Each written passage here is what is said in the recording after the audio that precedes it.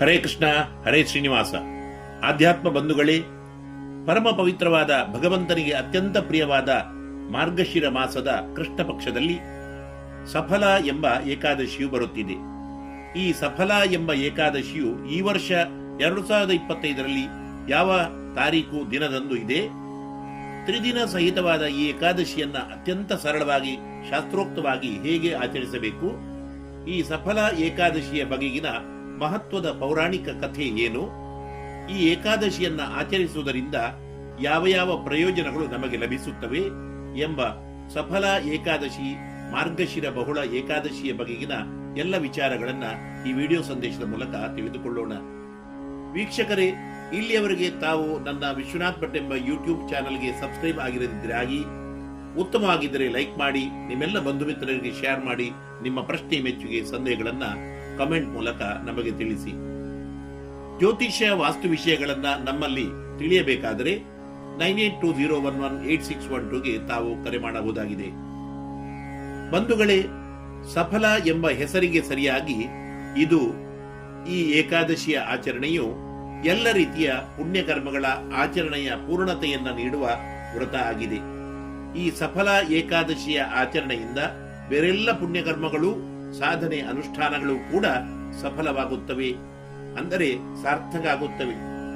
ಅಂದರೆ ಎಲ್ಲಾ ವ್ರತ, ಪೂಜೆ, ಕರ್ಮಾನುಷ್ಠಾನಗಳು ಕೂಡ, ಅವುಗಳಿಂದ ದೊರಕುವ ಪುಣ್ಯ ಫಲಗಳೂ ಕೂಡ ಈ ಸಫಲ ಏಕಾದಶಿಯ ಆಚರಣೆಯಿಂದ ಪರಿಪೂರ್ಣವಾಗಿ ನಮಗೆ ಪ್ರಾಪ್ತಿಯಾಗಲು ಸಾಧ್ಯ ಇದೆ. ಆದ್ದರಿಂದಲೇ ಈ ಮಾರ್ಗಶಿರ ಮಾಸದ ಬಹುಳ ಏಕಾದಶಿಯನ್ನ ಸಫಲ ಎಂದು ಶಾಸ್ತ್ರ ಕರೆದಿದೆ.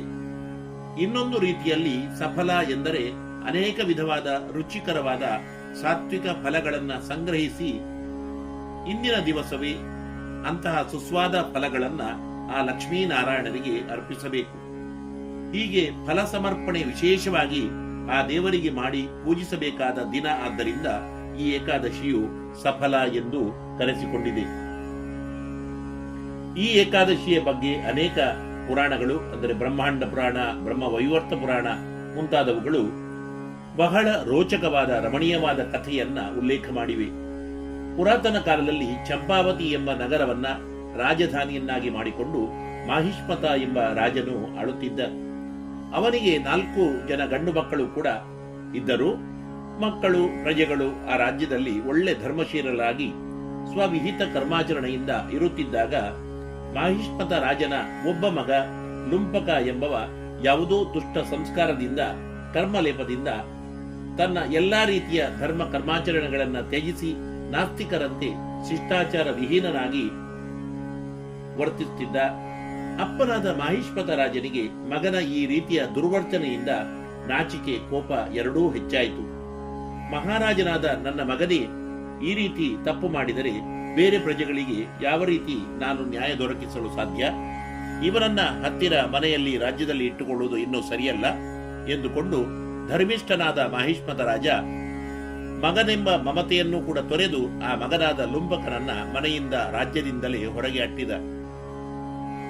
ಪರಿವಾರ, ಕುಟುಂಬ, ಮನೆ, ರಾಜ್ಯವನ್ನೇ ತೊರೆದು ಒಂದು ದೊಡ್ಡ ಕಾಡನ್ನ ಪ್ರವೇಶ ಮಾಡಿದ ದುಷ್ಟನಾದ ಲುಂಪಕನು ಅಲ್ಲಿಯೂ ಸಹ ಪಶು ಪಕ್ಷಿಗಳನ್ನ ವಿನಾಕಾರಣ ಕೊಲ್ಲುತ್ತಾ ದಾರಿ ಹೋಗರಿಗೆ ಅನೇಕ ರೀತಿಯ ಹಿಂಸೆಗಳನ್ನ ಕೊಡುತ್ತಾ ಇದ್ದ. ರಾತ್ರಿ ಊರಿಗೂ ಕೂಡ ಪ್ರವೇಶ ಮಾಡಿ ಕಳ್ಳತನ, ದರೋಡೆಗಳನ್ನು ನಡೆಸಿ ಎಲ್ಲಾ ಜನರಿಗೆ ಹಿಂಸಕನಾಗಿದ್ದ. ಪ್ರಜೆಗಳು ಮಹಾರಾಜನ ಮಗನೆಂದು ತಿಳಿದು ಇವನನ್ನು ಶಿಕ್ಷಿಸಲು ಹೆದರಿ ಧರ್ಮ ಸಂಕಟದಿಂದ ಇದ್ದರು.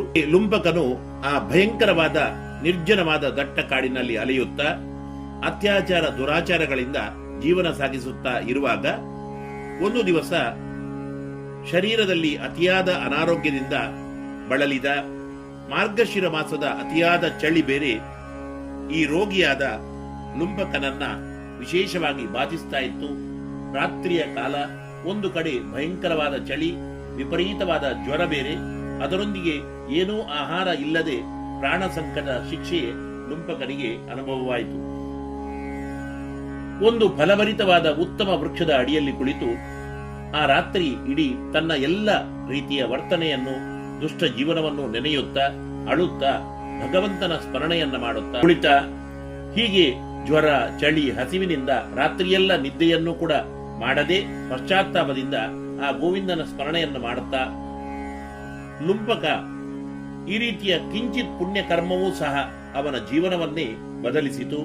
ಲುಂಪಕನು ಚಳಿ, ಜ್ವರ, ಹಸಿವನ್ನು ತಡೆದು ದೇವದೇವನಾದ ನಾರಾಯಣನ ಸ್ಮರಣೆಯನ್ನು ಮಾಡುತ್ತಾ ರಾತ್ರಿಯೂ ಜಾಗರಣೆ ಮಾಡಿದ ಆ ದಿನವೇ ಮಾರ್ಗಶಿರ ಬಹುಳ ಸಫಲ ಏಕಾದಶಿಯಾಗಿತ್ತು.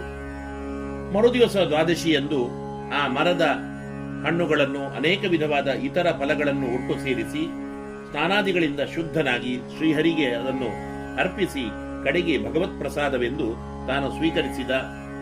ತನ್ನ ಎಲ್ಲ ಪಾಪಕರ್ಮಗಳಿಗೆ ಕ್ಷಮೆ ಕೊಡು ಎಂದು ಭಗವಂತನಲ್ಲಿ, ಆ ದೇವನಲ್ಲಿ ಪ್ರಾರ್ಥನೆ ಮಾಡಿದ. ಶ್ರೀಹರಿಯ ಅನುಗ್ರಹ ವಿಶೇಷದಿಂದ ಅವನಿಗೆ ಗೊತ್ತಿಲ್ಲದೆ ಆಚರಿಸಿದ ಮಾರ್ಗಶಿರ ಬಹುಳ ಏಕಾದಶಿ ಸಫಲ ಏಕಾದಶಿಯ ಆಚರಣೆಯ ಪುಣ್ಯದಿಂದ ಜೀವನವೇ ಸಾತ್ವಿಕ ಗುಣಭರಿತವಾಯಿತು. ಈ ವಿಷಯ ತಂದೆಗೆ, ರಾಜನಿಗೆ ತಿಳಿದು ಸನ್ಮಾರ್ಗಯುತನಾದ ಮಗನನ್ನು ರಾಜ್ಯಕ್ಕೆ ಪುನಃ ಬರೆಸಿ ಉತ್ತಮ ಸಂಸ್ಕಾರ ಗುಣಯುಕ್ತನಾದ ಪಶ್ಚಾತ್ತಾಪದಿಂದ ಸಂತಪ್ತನಾದ ಮಗನಿಗೆ ತನ್ನ ರಾಜ್ಯದ ಸಿಂಹಾಸನವನ್ನೇ ನೀಡಿ ಹರಸಿದ. ಹೀಗೆ ಲುಂಪಕರ ಜೀವನವೇ ಬದಲಾಗಿ ಇಹಜೀವನವೂ ಸಫಲವಾಗುವುದರೊಂದಿಗೆ ಮುಂದೆ ಪರಲೋಕದಲ್ಲಿಯೂ ಕೂಡ ಅವನಿಗೆ ಮುಕ್ತಿಗೆ ಕಾರಣವಾಯಿತು ಎಂಬ ಕಥೆಯು ಈ ಏಕಾದಶಿಯ ಬಗ್ಗೆ ಇದೆ. ಈ ಸಫಲ ಎಂಬ ಮಹತ್ವದ ಏಕಾದಶಿಯು ಈ ವರ್ಷ 2025 ಡಿಸೆಂಬರ್ನಲ್ಲಿ 15ನೇ ತಾರೀಕು ಸೋಮವಾರದಂದು ಬರುತ್ತಿದೆ.